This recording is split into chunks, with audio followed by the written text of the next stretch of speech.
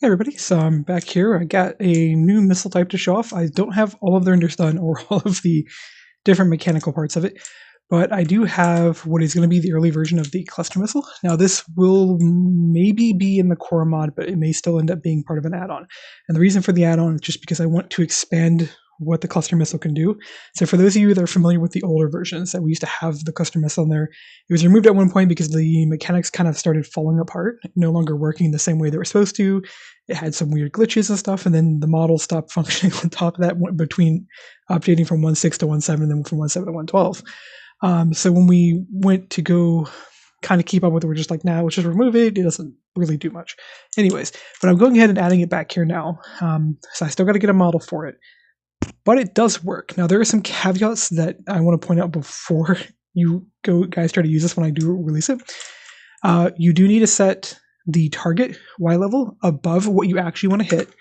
And then if your Y level that you're launching from is vastly lower than that, you want to set your lock height to make sure that the missile comes down. This really just has to do with how the math is calculated right now. I am going to probably start implementing fuse settings where you can, like, it'll check distance or ray trace and stuff like that, so you can pick between your different styles. So you can just pick between time to target, flight time, all kinds of different ways, so you can get the most out of customizing how this deploys. Because where you deploy the cluster will change how far it spreads out and how effective it actually is. If you shoot this thing straight at the ground, it's not going to do much. It still will do more than a conventional missile, but it will be kind of less effective than, say, like a fragment missile.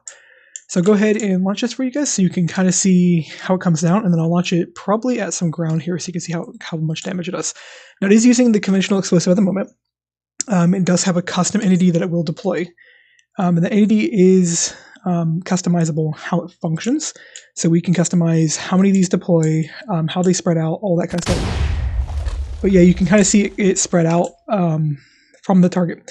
Now, how it spreads out is it spreads not only by a disk layer mechanic, but it'll alterate its Y level on the missile path. It does take into account the missile's angle and velocity, so it'll actually try to match that when it deploys. So if you can manage to deploy from angle, it will cause the blast to trigger at an angle as well, so you can get this thing to go sideways if you really wanted to, if you know what you're doing. But it does function decently well. So with the customization that I do have planned, I am hoping when we do make the add-on that you can customize how many explosives are in this, what type of explosives, being able to mix the explosives, changing the deployment angles, rotations, how much velocity they kick off with, so you can make it a tighter explosion or further back. And then if we get the fuse settings in there, it will actually do a lot. So let me go ahead and angle this towards a new target. And this is something right now, if we do end up releasing it before I get the fuse settings in here, that you will most likely end up aiming, probably not with a laser detonator, but with a rangefinder by setting the coordinates. Also, there is an item for this. It is a little bomblet. It's based off of a Vietnam-era cluster bomblet, is what I decided to use for this. It's not the prettiest thing in the world. Let me go and drop it.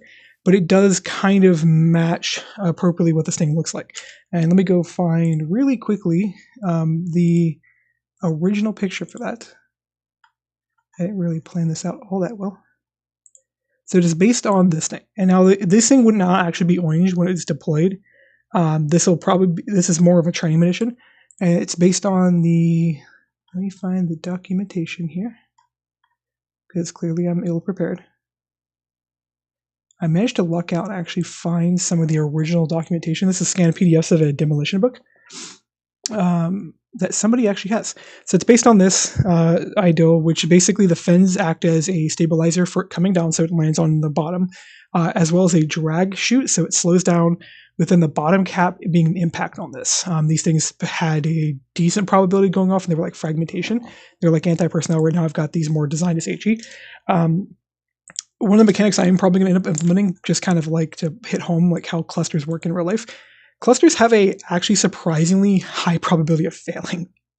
So when these do end up packed the ground, there probably will be a chance that some of them will go off and some of them won't. I will also be probably in the add-on adding intentional fuse settings to make that more likely or less likely, because there may be cases where you don't want it to go off on impact. Instead, you want it to sit there and watch as somebody walks over it or impacts it that way. Or maybe have it wait a second before going off to see if it moves and rolls.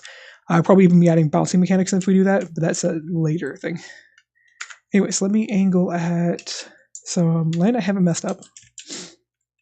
Some small changes with this, by the way, since I haven't shown that. This now actually shows you the coordinates. It's so useful. So get that encoded in here. So that's set for 4. So you want to set that a bit higher. And then I already have the lock height set here, so that should be good. And then I can just remotely trigger that, and we can actually watch that fly. So it'll go up. It went up a little higher than I was expecting. Should come back down. It went to the missile sim system. I really got to work on the missile sim system. There we go, that impacted. And some occasionally they'll actually bounce when they go off because they can be pushed by other explosions. This is something I'm debating whether or not I want to turn on or off. But you can see kind of what that crater looks like. It's not meant to be super effective, as this isn't meant to be a tremendous replacement to other types of explosives. So for example, we have fragmentation. Fragmentation would be considered a much more effective solution for this. Although I am planning on possibly causing fragmentation to behave the same way as a cluster. Actually, I was surprised how ineffective that actually was. I guess it scars up land more when you're not dealing with super flats. Yeah, definitely I'm going to modify that. But anyways, I'll leave this here. This was just meant to show the cluster, and then I'll be back with more features for ICBM.